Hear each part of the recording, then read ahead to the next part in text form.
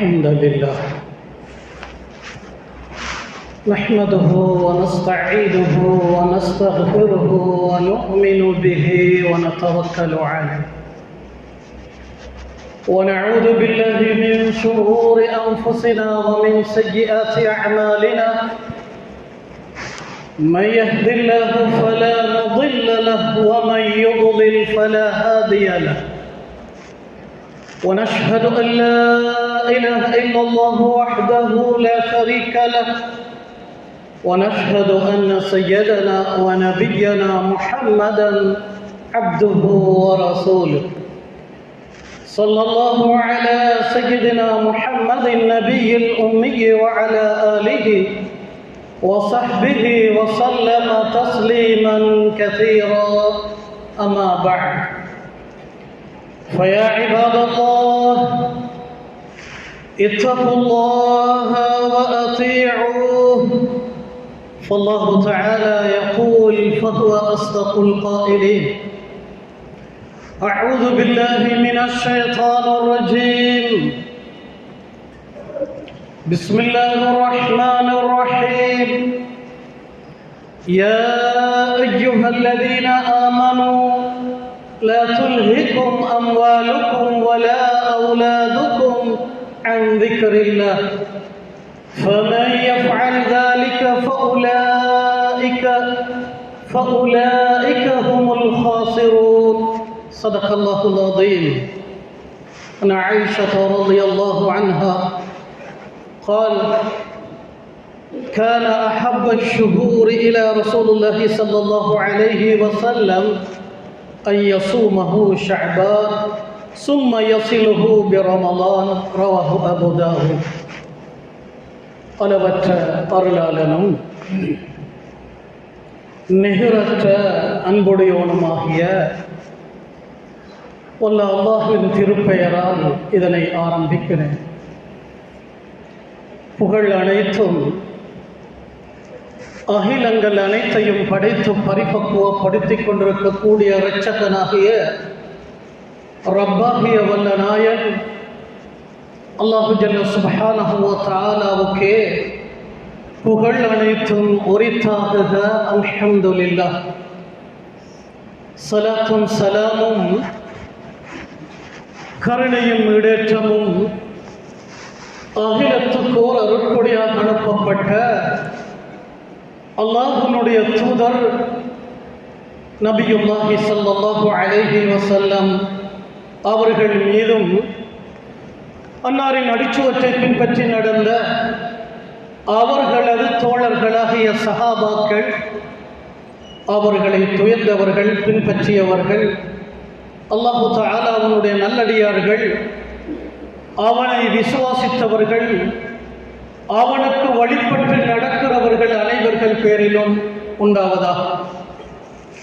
சிறப்பான நாளிலே ஜும்ஆவுடைய கடமையை நிறைவேற்றி செல்லும் பொருட்டு அல்லாஹ்வுடைய வீட்டில் ஒன்று சேர்ந்திருக்கும் இறைநேச செல்வர்களே, அல்லாஹ்வுடைய நல்லடியார்களே, எப்பொழுதும் எந்த சந்தர்ப்பத்திலும் எங்கிருந்தாலும் எந்த நிலையிலும் நம்மளை படைத்து ஆட்சி செய்து கொண்டிருக்கக்கூடிய ரப்புல் ஆலமீன் அல்லாஹு ஜல்ல சுப்ஹானஹு வ தஆலாவை பயந்து அஞ்சி நடந்து கொள்ளுமாறு, இவற்றையெல்லாம் எடுத்து நடக்குமாறு அவன் நமக்கு பணித்திருக்கிறானோ, கட்டளையிட்டிருக்கிறானோ அவைகளை எடுத்து நடக்குமாறு, எவைகளிலிருந்து விலகி நடக்குமாறு நம்மளை தடுத்து வைத்திருக்கிறானோ, விலக்கி வைத்திருக்கிறானோ அவைகளிலிருந்து விலகி நடக்குமாறு எனக்கும் அப்பால் உங்களுக்கும் நான் முதலிலே நசீஹத் செய்து கொள்ளுகிறேன். அல்லாஹ்வுடைய நல்லடியார்களே, அன்பு சகோதரர்களே, நாம் யாரும் இந்த உலகத்தில் ஆயிரக்கணக்கான வருடங்கள் வாழ வந்தவர்கள் அல்ல. இன்றையோ நாளையோ நாம் அல்லாஹ்விடத்தில் போய் சேர்ந்து விடுவோம்.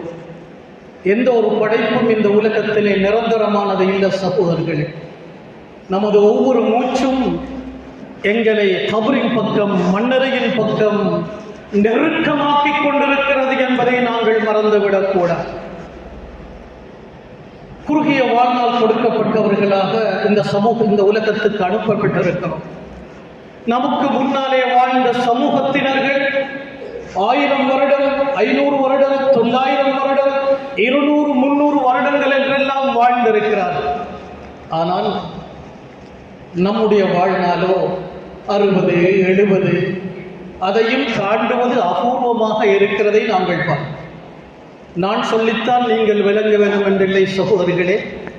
இளம் வயது மரணம் நமது குடும்பங்களுக்குள்ளே, ஊர்களுக்குள்ளே, கிராமங்களுக்குள்ளே அதிகமாக கேள்விப்பட்டுக் கொண்டிருக்கிறது. இன்னார் மரணித்து விட்டார் என்றால், நேற்று தான் அவரை சந்தித்தேன், முந்த நாள் தான் அவரை நான் சந்தித்தேன், அவர் திடகாத்திரமாக இருந்தாரே, ஏன் மரணித்து விட்டார் என்றெல்லாம் வினா எழுப்புகிற அளவுக்கு அடிக்கடி இளம் வயது மரணம் நமது சமூகத்திலே அதிகரித்துக் கொண்டிருப்பதையும் நாங்கள் பார்க்கிறோம். அல்லாஹ்வுடைய நல்லடியார்கள். ஆனால் நீண்ட வாழ்நாள் கொடுக்கப்பட்ட மக்கள் முன்னைய காலத்தில் என்ன அமல்கள் செய்தார்களோ, என்ன நற்கருமங்கள் செய்தார்களோ, அதே போன்று அமல்களுடைய கூலிகளை, நன்மைகளை அடைந்து கொள்ளக்கூடிய நல்ல சந்தர்ப்பத்தை எல்லாம் எங்களுடைய குறுகிய வாழ்நாளிலே அல்லாஹ் தஆலா தந்திருக்கிறார். நமது வாழ்நாள் குறுகியதாக இருந்தாலும் ஆயிரக்கணக்கான வருடங்கள், பல 100 வருடங்கள் உலகத்திலே வாழ்ந்தவர்கள் செய்த அமல்களுடைய கூலிகளை நமது சொற்ப காலத்திலே அடைந்து கொள்ளக்கூடிய அளவுக்கு அல்லாஹ் எங்களுக்கு சிறப்பான கால நேரங்களை தந்திருக்கிறான். அவற்றை நாங்கள் எது என்று விளங்கி சிறப்பாக அவற்றை நாங்கள் பயன்படுத்திக் கொள்ள வேண்டும் சகோதரர்கள். சான்றோர்கள் சொல்லுவார்கள், காற்றுள்ள போதே தூற்றிக்கொள்ளேன், காலம் கடந்ததற்கு பிறகு கவலைப்பட்டு அர்த்தம் இல்லை சகோதரர்கள். அல்லாஹ் தஆலா நல்ல சந்தர்ப்பங்களை தந்து கொண்டிருக்கிறார். அவற்றை நற்கர்மங்களுக்காக, நல்லமல்களுக்காக, தௌபாவுக்காக, இஸ்திக்ஃபாருக்காக, சகோதரர்களே, தான தர்மங்களுக்காக, நற்கர்மங்களுக்காக யாரெல்லாம் பயன்படுத்துகிறார்களோ நிச்சயமாக அவர்கள் அதிர்ஷ்டசாலிகள். குறுகிய வாழ்நாளிலே பெரிய நன்மைகளை சம்பாதித்துக் கொள்ளுகிறார்கள். எனவே நற்கர்மங்களுடைய விஷயத்திலே நாங்கள் யாரும் பொடுபோக்காக இருக்கக்கூடாது சகோதரர்கள். இப்போது நாம் சிறப்பான ஷஅபானுடைய மாதத்தின் பிற 8 இருக்கிறோம். அதே போல ஒரு கண்ணியமான மாதம் தான் ரஜபுடைய மாதம் போய்விட்டது சகோதரர்கள். அருமை நபி ஸல்லல்லாஹு அலைஹி வஸல்லம் அவர்கள் சிறப்பான ரஜபு மாதம் வரும் பொழுதே, ரஜபு மாதத்தின் முதல் பிறை தென்படுகின்ற பொழுதே அல்லாஹ்விடத்தில் ஒரு துஆ செய்வார்கள். اللهم بارك لنا في رجب وشعبان وبلغنا رمضان. يا الله, நீ கண்ணியமாக்கி வைத்த 12 மாதங்களில் நீ சிறப்பாக்கி வைத்த ஒரு மாதம் தான் ரஜபு மாதம். அந்த ரஜபு மாதம் வந்திருக்கிறது, அதை அடுத்து ஷஅபான் வருகிறது, அதை அடுத்து ரமலான் வருகிறது.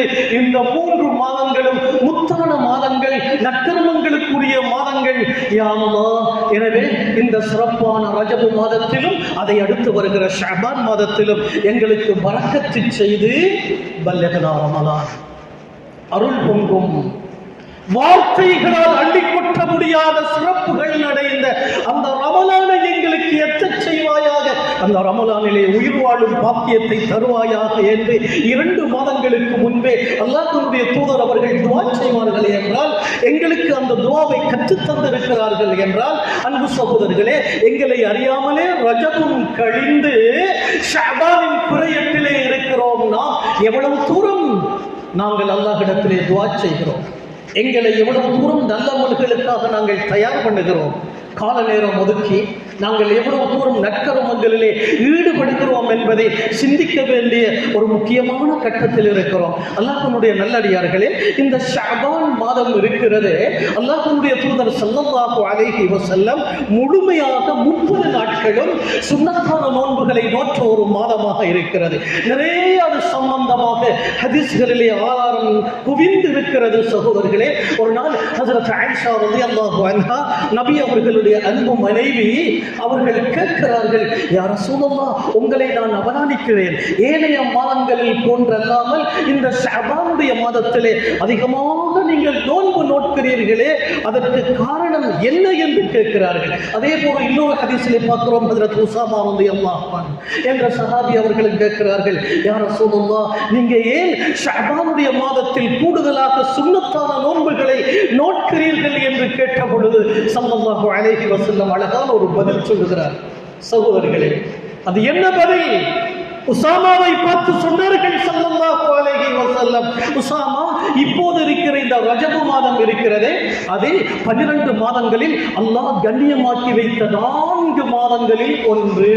துல்கஅதா, துல்ஹிஜ்ஜா, முஹர்ரம், அடுத்தது ரஜப். இந்த 4 மாதங்களையும் அஷ்ஹுருல் ஹுரும் என்று குர்ஆன் வர்ணிக்கிறது.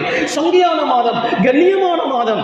இந்த மாதங்களில் செய்கின்ற அமல்களுக்கு, அது தொழுகையோ, நோன்போ, சதக்காவோ, திக்ரோ, தௌபாவோ, இஸ்திக்பாரோ, ஏனைய மாதங்களில் செய்கிற அந்த அமல்களுக்குரிய கூலிகளை விட அல்லாஹ் கூடுதலாக வைத்திருக்கிறார். அதே போலதான் இந்த 4 மாதங்களுடைய கௌரவத்தை விளங்காமல் பாவங்களிலே ஈடுபடுகிறவர்கள், அவர்களுக்கு கூடுதலான தண்டனையும் இருக்கிறது.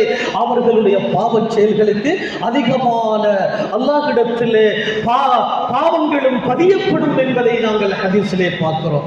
எனவே அன்பு சகோதரர்களே, இந்த 3 மாதங்கள் ரஜப், ஷஅபான், ரமலான், அதாவது இப்னு ரஜப் ரஹிமஹுல்லாஹ் என்ற ஒரு அறிஞர் அழகான ஒரு கருத்தை சொல்லுகிறார்.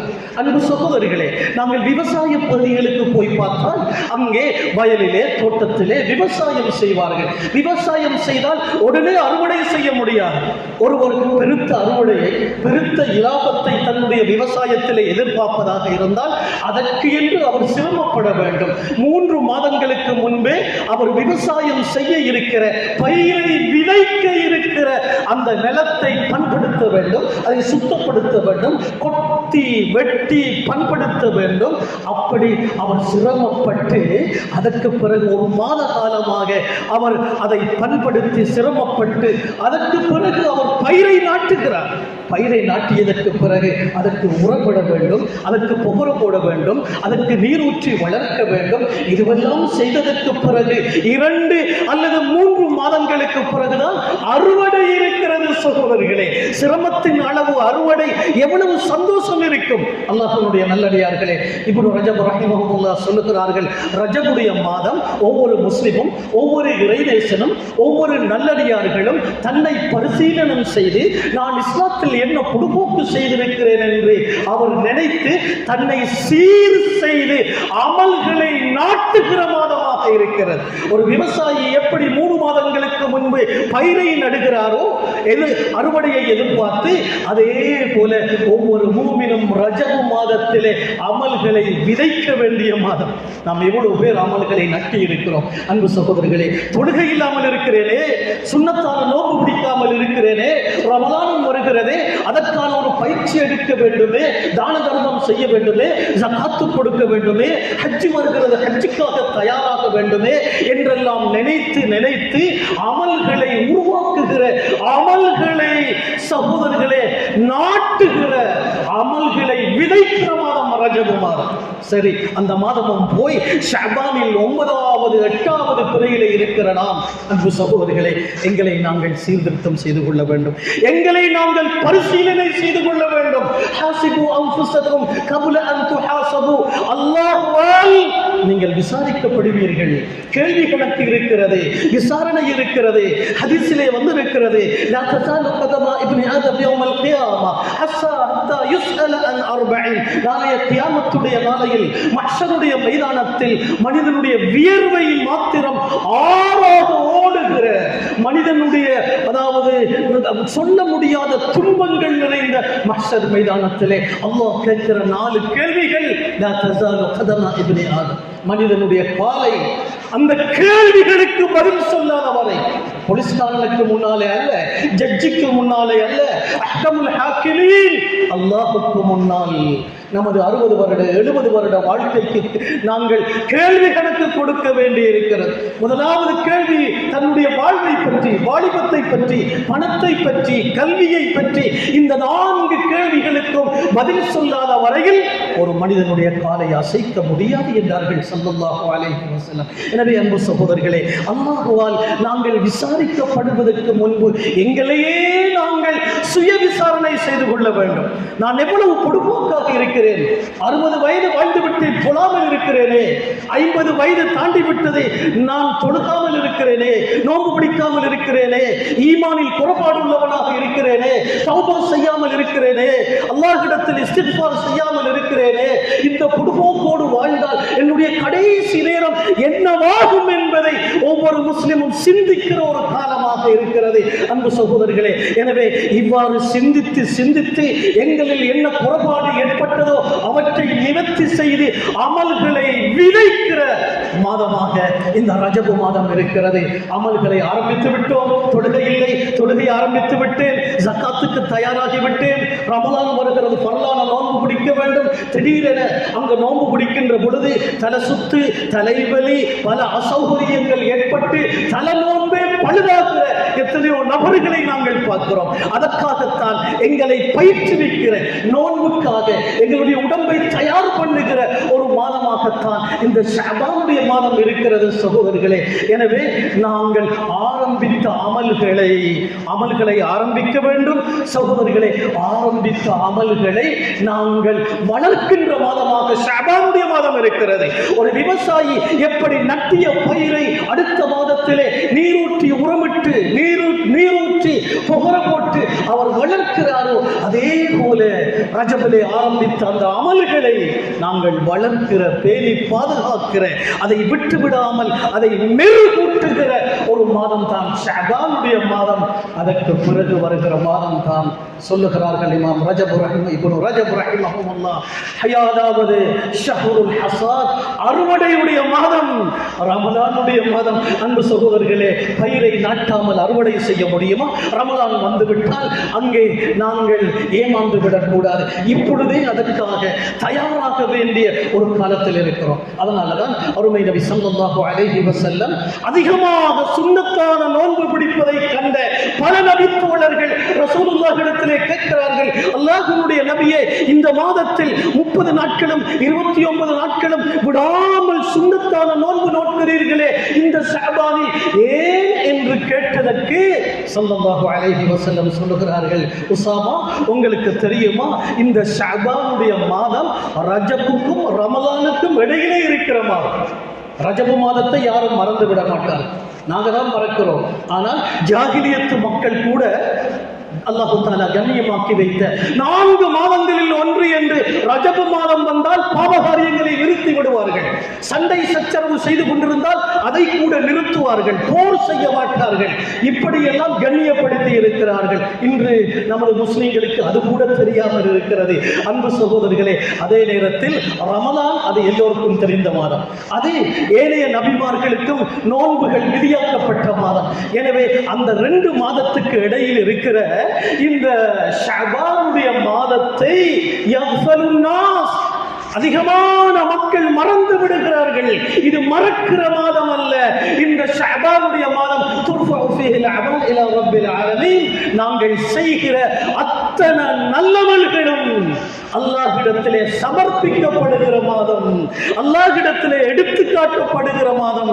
ஒரு வருடத்துடைய அத்தனை எங்களுடைய ஃபைல்களும் தாஸ்தாவேஜுகளும் அமல்களும் அல்லாஹ்விடத்திலே சமர்ப்பிக்கப்படுகிற மாதம். எனவே என்னுடைய நல்லமல்கள் எல்லாம், அது தொழுகையோ நோன்போ ஜக்காத்தோ ஹஜ்ஜோ எதுவோ, இந்த அமல்கள் எல்லாம் அல்லாஹ்விடத்திலே காட்டப்படுகின்ற பொழுது நான் நோன்பாளியாக இருக்க விரும்புகிறேன், அதற்காகத்தான் நான் நோன்பு பிடிக்கிறேன் என்று அல்லாஹ்வுடைய நபி அவர்கள் சொல்லுகிறார்கள் என்றால், சுன்னத்தான நோன்பை நினைச்சு கூட பார்க்கிறாங்க இல்ல சிலர்.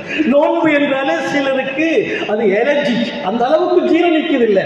அன்பு சகோதரர்களே, இஸ்லாம் ஒரு காரியத்தை சும்மா கடமையாக்கல்ல. இஸ்லாம் மடத்தனமான மார்க்கம் அல்ல. இஸ்லாம் என்கிறது அறிவு ரீதியான மார்க்கம். இஸ்லாத்தினுடைய ஒவ்வொரு விடயங்களும் எங்களை வாழ வைப்பது சகோதரர்களே. எங்களை கொண்டு போய் அதன பாதாளத்திலே தள்ளுகிற மார்க்கம் அல்ல இஸ்லாம். அல்லாஹ் குர்ஆனிலே சொல்லுகிறான், யா அய்யுஹல்லதீன ஆமனூ, அல்லாஹ்வை விசுவாசித்தவர்களே, விசுவாசிகளே, இஸ்தஜீபு லில்லாஹி வலிர் ரசூல், அல்லாஹ்வும் அல்லாஹ்வுடைய தூதரும் உங்களை அழைத்தால் நோன்பு பிடிங்க, ஹஜ் செய்யுங்க, தொழுங்க, பொய் சொல்லாதீங்க, ஏமாற்றாதீங்க, நேர்மையாக நடவுங்க. இதுவெல்லாம் அல்லாஹ்வுடைய அழைப்பு.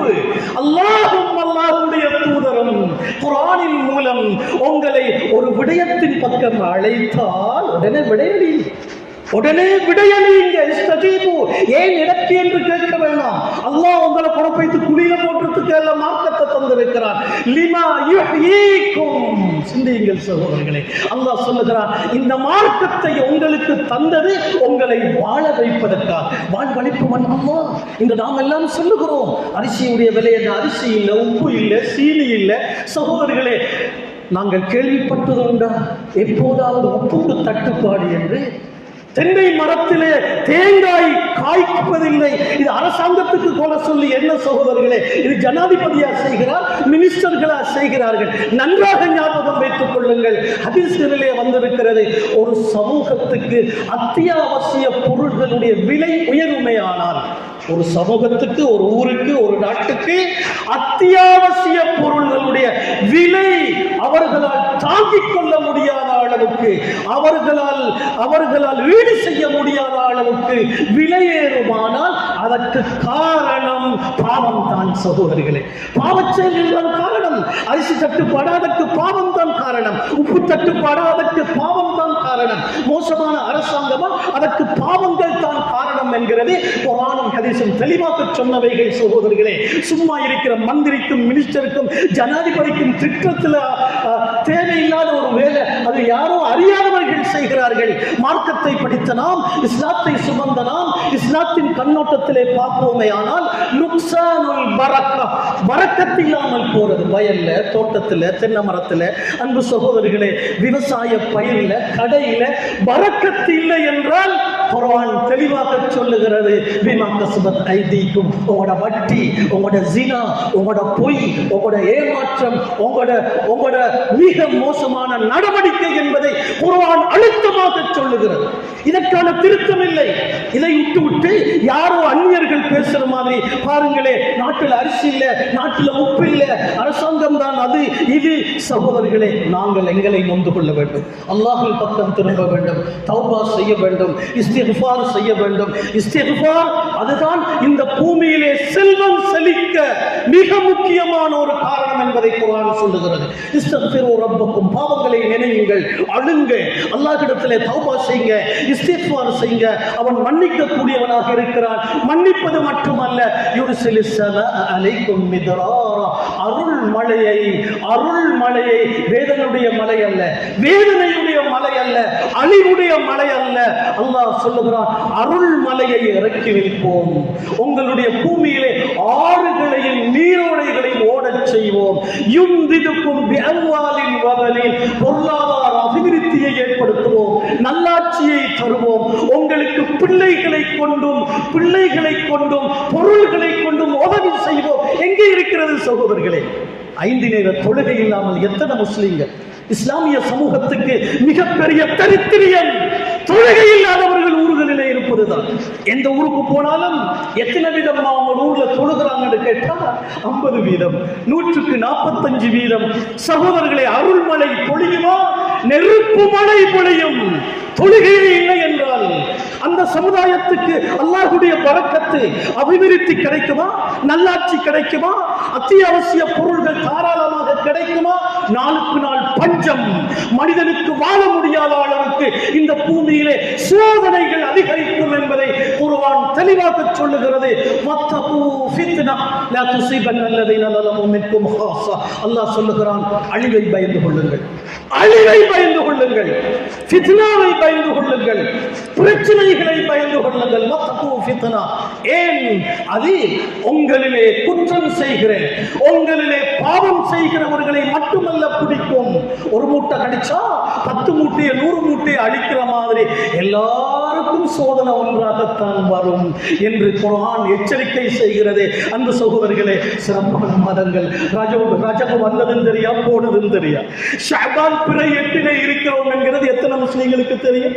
அன்பு சகோதரர்களே, இது 2வது பிப்ரவரி மாதம் கிறிஸ்டிய கணக்கின் படிக்கு, கிறிஸ்தவர்களின் கணக்கு பிப்ரவரி மாதம் 10ஆம் தேதி அல்லது 9ஆம் தேதி இருக்கிறோம் என்கிறதை அதிகமான சின்ன பிள்ளைகளுக்கும் தெரியும். ஆனால் ஷஅபானுடைய பிற 8 இருக்கிறோம் என்பது எத்தனை முஸ்லிமுக்கு தெரியும்? அந்த அளவுக்கு இஸ்லாமிய அறிவு இல்லாதவர்களாக, இஸ்லாமிய கல்ச்சர் என்கிற அந்த இஸ்லாமிய கலாச்சாரத்திலிருந்து வெளியேறிவிட்ட ஒரு சமுதாயமாக நாங்கள் இருக்கிறோம், கோதுகளாக. அன்பு சகோதரர்களே, அல்லாஹ்வை அஞ்சி வாழ வேண்டும். இந்த மாதம் திருந்துகிற மாதம், எங்களை அமல்களை ஆரம்பிக்கிற, அமல்களை விதைக்கிற மாதம். அறுவடை முன்னாலே, அறுவடையுடைய மாதம் முன்னாலே வந்து கொண்டிருக்கிறது. அதற்காக தயாராகிற ஒரு சிறப்பான மாதத்தில் இருக்கிற நாம் பொடுபோக்காக இருக்கிறதா? இப்பொழுதே தயாராக வேண்டும். அன்பு சகோதரர்களே, அல்லாஹ்வுடைய நல்லடியார்களே, ஸல்லல்லாஹு அலைஹி வஸல்லம் ஷஅபானுடைய மாதத்தில் 30 அந்த மாதம் முழுமையாக சுன்னத்தான நோன்பு நோட்டார்கள் என்பதில் ஒரு ரகசியம் என்ன தெரியுமா? இஸ்லாம் முன்வைத்திருக்கிற அமல்கள் அத்தனையும் ஆரோக்கியத்துக்கு வழிவகுக்கக்கூடியதாக இருக்கிறது. முழுமையை நீக்கி, தரித்திரியத்தை நீக்கி, செல்வ செழிப்பை, பரக்கத்தை உண்டாக்கக்கூடிய அமல்களாக இருக்கிறது. அந்த வகையிலே நோன்புக்கு அல்லாஹ் தஆலா வைத்திருக்கக்கூடிய மிகப்பெரிய தாற்பயம், மிகப்பெரிய பெனிஃபிட், மிகப்பெரிய பிரயோஜனம் என்ன தெரியுமா? உடல் ஆரோக்கியம். சகோதரர்களே, சிலர் நினைக்கிறாங்க நோன்பு பிடிச்சா நோயாளியாக வேண்டும். எத்தனையோ கிறிஸ்தவர்கள் நோன்பு பிடிக்கிறார்கள், எத்தனையோ யூதர்கள் நோன்பு பிடிக்கிறார்கள், எத்தனையோ டாக்டர்கள் நோன்பு பிடிக்கிறார்கள். நம்ம நோன்பு போல இல்லாட்டியும் ஏதோ உண்ணா விரதம் என்ற நோக்கிலே நோன்பு பிடிக்கிறார்கள். நாங்கள் கேட்கிறோம், இந்த டயட் பண்றாங்க. எல்லாரும் பார்த்தாலும் டாக்டர் டயட் பண்ண சொல்லிக்கிறார், டயட் பண்ண சொல்லிக்கிறார், அளவா சாப்பிட சொல்லிக்கிறார். அன்பு சகோதரர்களே, மிகப்பெரிய டயட், மிகப்பெரிய நோய் நிவாரணை நோன்பு என்பதை முஸ்லிம்கள் மறந்துவிடக் கூடாது. இன்றைய விஞ்ஞான யுகம் கண்டதற்கெல்லாம் ஆய்வு செய்கிறதை நாங்கள் பார்க்கிறோம். நோன்பை பற்றி எத்தனையோ ஆய்வாளர்கள், மருத்துவர்கள் ஆய்வு செய்து நோன்பினுடைய பெனிஃபிட் பற்றி, நோன்பினுடைய பிரயோஜனம் பற்றி எழுதி இருக்கிற கட்டுரைகளையாவது படியுங்கள் சகோதரிகளே. எல்லாரும் கையிலே ஸ்மார்ட் போன் இருக்குது, தட்டினா வரும் நோன்பினுடைய பிரயோஜனங்கள். இன்று டாக்டர்கள் இவ்வளவு தெளிவாக சொல்லுகிறார்கள். 1400 ஆண்டுகளுக்கு முன்பு அல்லாஹ்வுடைய தூதர் நோன்பை பற்றி எப்படி சொன்னார்கள் தெரியுமா? சூமு தஸிஹு, ஹதீஸ், சூமு தஸிஹு, நோன்பு பிடிங்க, உடல் ஆரோக்கியம் பெறுவீர்கள். அன்பு சகோதரர்களே, மிக ஆபத்தான, மருந்தினால் கூட குணப்படுத்த முடியாத, வயிற்றிலே இருக்கிற கேன்சர், அல்சர் போன்ற பயங்கரமான புற்றுநோய்களுக்கெல்லாம் நோன்பு மருந்து என்பதை இன்றைய மருத்துவ உலகம் எழுதி வைத்திருக்கிறது சகோதரிகளே. இவ்வளவு தெளிவான மார்க்கம். எனவே அல்லாஹ் தஆலா அதனாலதான் நோன்பை பற்றி அல்லாஹ் சொல்லும் பொழுது தஸூமு கைருல் லக்கும் இன் குன்தும் தஅலமூன், நல்லா சிந்திச்சு பாருங்க. இந்த ஆயத்தை கொஞ்சம் பிரட்டி பாருங்க. குர்ஆன் அடியார்களே, உங்களுக்கு நோன்பை கடமையாக்கி இருக்கிறோம். வெறுமனே உங்களை பசியில போட்டுருக்காங்க.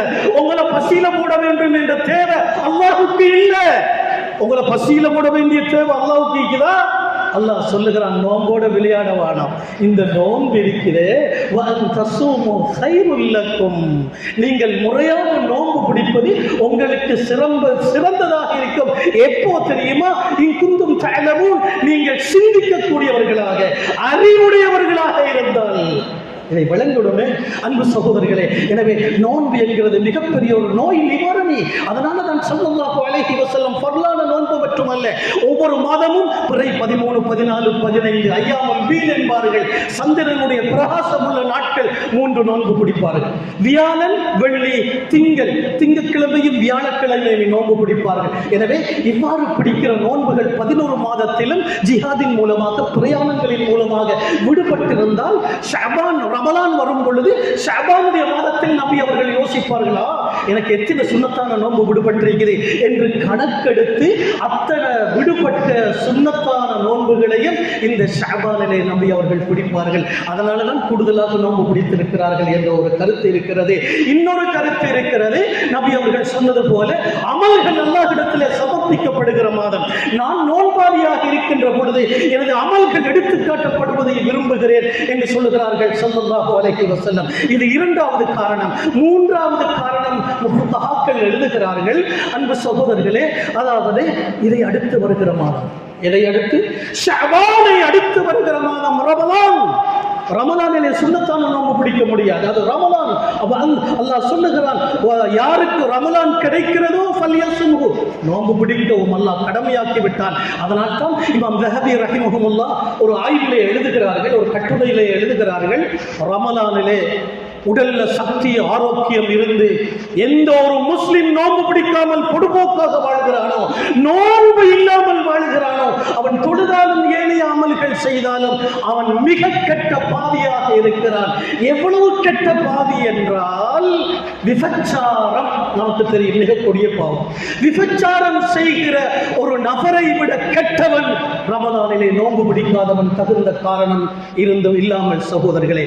அதே போல முதுகினுள் தொடர்ந்து சாராயம் அருந்துகிற, கசிப்பு அது இது குடிக்கிற, சாராயம் மறந்துகிற படுபாவியை விட மோசமானவனாக இருக்கிறான் நோன்பை விடுகிறவன். அது மட்டுமல்ல, அவன் ஒரு மார்க்க துரோகி. எனவே ரமலானுடைய நோன்பிலே யாரும் பொடுபோக்கு செய்யக்கூடாது.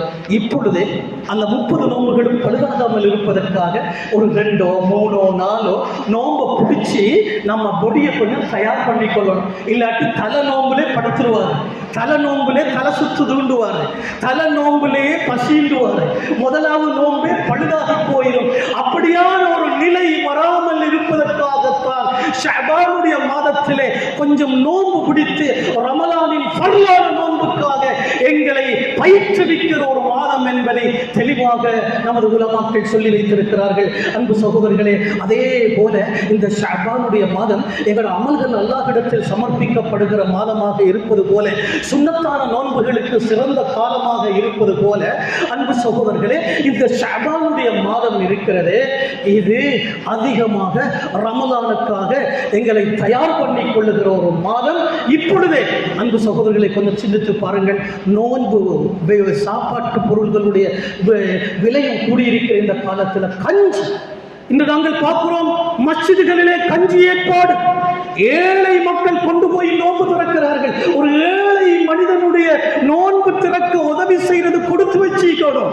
அவருடைய செல்வம் குறையாது.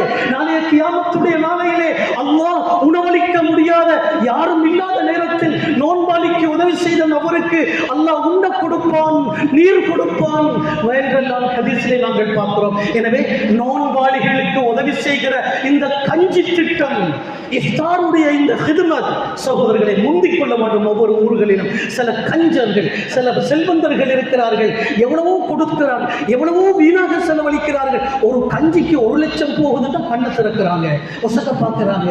இதுவெல்லாம் அல்லாஹ்வுக்காக கொடுக்கிறது.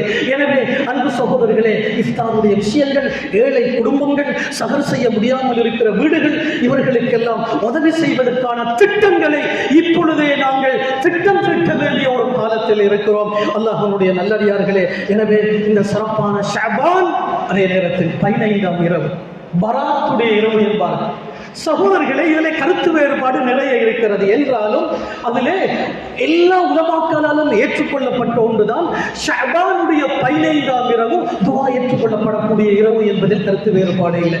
அங்கே ரொட்டி சுடுறதா, 3 யாசீன் ஓதுறதா, அது செய்யறதா, இது செய்யறதா, அதில் எல்லாத்துலேயும் கருத்து வேறுபாடு இருக்குது.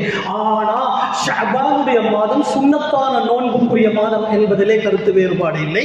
அதே நேரத்தில் ஷஅபானுடைய மாதம் பிறை 15ஆம் இரவு ஒரு துஆ ஏற்றுக்கொள்ளக்கூடிய பரக்கத்தான இரவு என்பதிலே மாற்று கருத்து இல்லை. இமாம் ஷாஃபிஈ உம்மிலே எழுதி வைத்திருக்கிறார்கள், 5 இரவுகளிலே அல்லாஹ் துஆவை கபூல் செய்கிறான். 2 பெருநாளுடைய இரவு, ஜும்மாவுடைய இரவு, ரஜப் மாதத்தின் முதல் இரவு, ஷஅபான் மாதத்தின் 15ஆம் இரவு.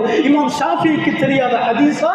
மிகப்பெரிய ஆய்வாளர், இந்த சமுதாயத்துக்கு ஃபிக்ஹை இஸ்லாத்தினுடைய மார்க்க சட்டங்களை வடித்து தெளித்து கொடுத்த இமாம் சொல்லுகிறார், ஷஅபான் மாதத்தின் 15ஆம் இரவு துஆ ஏற்றுக்கொள்ளப்படக்கூடிய இரவு. பொடுபோக்காக இருக்க வேண்டாம். அந்த இரவையிலே தஹஜ்ஜத் தொழுங்கள், குர்ஆன் திலாவத்து செய்யுங்கள். ஆனால் ஒரு நோன்பு இல்லாமல் நபி அவர்கள் பிறை 13, 14, 15 நோன்பு பிடித்திருக்கிறார்கள். எனவே ரமலானுக்கு எங்களை தயார் பண்ண வேண்டும் என்ற நோக்கத்திலே அன்பு சகோதரர்களே, இந்த 3 நோன்புகளையும் பிறை, இன்று பிறை 8, பிறை 11, 12, பிறை 13, 14, 15, பிறை 13, 14, 15, இது அய்யாமுல் பீதுடைய நோன்பு. இந்த மாதத்திலும் நபி அவர்கள் விடமாட்டார்கள். எனவே அங்கே ஷஅபானுடைய 15ஆம் இரவு வருவதால் இந்த நோன்புகளை நோற்று மிகப்பெரிய ஒரு சுன்னாவை உயிர்ப்பிக்கலாமே.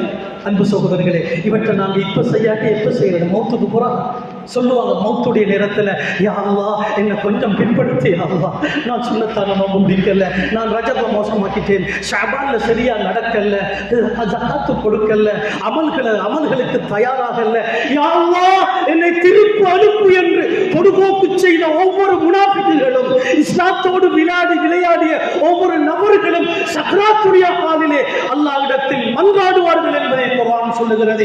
இதை ஞாபகம் வைத்துக் கொள்ளுங்கள். யா அல்லாஹ் நீ எங்களுக்கு தந்திருக்கக்கூடிய சிறப்பான கால நேரம் ஷஅபானுடைய மாதம், சுன்னத்தான நோன்புகள் நோற்று உன்னுடைய நெருக்கத்தை அடைந்து கொள்ளக்கூடிய வாய்ப்பை எங்களுக்கு தருவாயாக. யா அல்லாஹ் எங்களை பொருந்திக் கொள்ளுவாயா, எங்களுடைய வாழ்நாளை நீடித்து வைப்பாயா.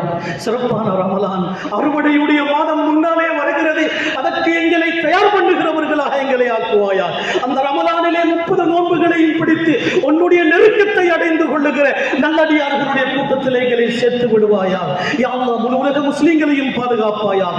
இந்த நாட்டிலே பஞ்சம், கஷ்டம், பிரச்சனைகளுக்கு மத்தியில் வாழுகிறோம். யா அல்லாஹ் செழிப்பை, சந்தோஷத்தை உண்டாக்குவாயாக. பரக்கத்துடைய வாசல்களை திறந்து விடுவாயாக. ஆட்சியாளர்களை எங்களுக்கு சார்பாக ஆக்குவாயாக. முஸ்லிம்கள் மீது இரக்கம் கொண்டு நல்லாட்சி செய்கிற ஆட்சியாளர்களாக இந்த நாட்டு ஆட்சியாளர்களை ஆக்குவாயாக. யா அல்லாஹ் எங்களுடைய துஆக்களை ஏற்றுக்கொள்வாயாக. ஆமீன். வஆகிரு தஅவானா அனில் ஹம்துலில்லாஹி ரப்பில் ஆலமீன். இன்னல் ஹம்தலில்லாஹ் நஹ்மதுஹு வ நஸ்தஈனுஹு வ நஸ்தக்ஃபிருஹு வ நு'மினு பிஹி வ நதவக்கலு அலைஹி வ நஅஊது பில்லாஹி மின் ஷுரூரி அன்ஃபுஸினா வ மின் ஸய்யிஆத்தி அஅமாலினா மன் யஹ்தில்லாஹு ஃபலா முضل له ومن يضلل فلا هادي له ونشهد أن لا إله إلا الله وحده لا شريك له ونشهد أن سيدنا ونبينا محمدا عبده ورسوله صلى الله على سيدنا محمد وعلى آله وصحبه وسلم تسليما كثيرا. أما بعد فيا عباد الله اتقوا الله وأطيعوه. فالله تعالى يقول فهو أصدق القائلين: أعوذ بالله من الشيطان الرجيم بسم الله الرحمن الرحيم ومن يتق الله يجعل له مخرجا ويرزقه من حيث لا يحتسب. صدق الله العظيم. بارك الله لنا ولكم بالقرآن الكريم ونفعنا وإياكم بالآيات والذكر الحكيم. أقول قولي هذا أستغفر الله لي ولكم ولسائر المسلمين والمؤمنين من كل ذنب فاستغفروه إنه هو الغفور الرحيم.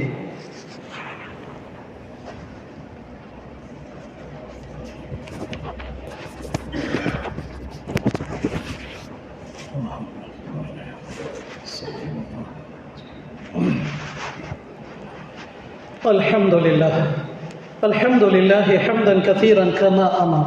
أشهد أن لا إله إلا الله الأكبر. أشهد أن سيدنا ونبينا محمدا عبده ورسوله الأطهر صلى الله على سيدنا محمد وعلى آله وصحبه وسلم تسليما كثيرا. أما بعد فيا عباد الله اتقوا الله وأطيعوه وصلوا وسلموا على من زاده الله شرفا وتعظيما وأولاه منه تحية وتسليما. فقال تعالى: إن الله وملائكته يصلون على النبي يا أيها الذين آمنوا صلوا عليه وسلموا تسليما. اللهم فصل وسلم على سيدنا محمد وعلى آله الأطهار وصحابته الأخيار، خصوصا على أجلهم ساداتنا أبي بكر وعمر وعثمان وعلي رضي الله عنه، وعلى الحسنين الأحسنين وأمهما الزهراء وخديجة الكبرى وعائشة الرضا وبقية أزواج نبيك المصطفى، وعلى الستة الباقين من العشرة المبصرين بالجنة، وعلى جميع الصحابة والتابعين لهم بإحسان إلى يوم الدين، وعلينا ومعهم وفيهم برحمتك يا ذا الجلال والإكرام. اللهم أعز الإسلام والمسلمين، اللهم انصر الإسلام والمسلمين، اللهم احفظ الإسلام والمسلمين، اللهم اغفر للمؤمنين والمؤمنات والمسلمين والمسلمات الأحياء منهم والأموات إنك قريب مجيب الدعوات. اللهم اجرنا من النار، اللهم اجرنا من النار، اللهم اجرنا من النار. اللهم اجعل هذا البلد وسائر بلاد المسلمين آمنا مطمئنا، ولا تسلب نعمتك عنا، وكن معنا حيث كنا.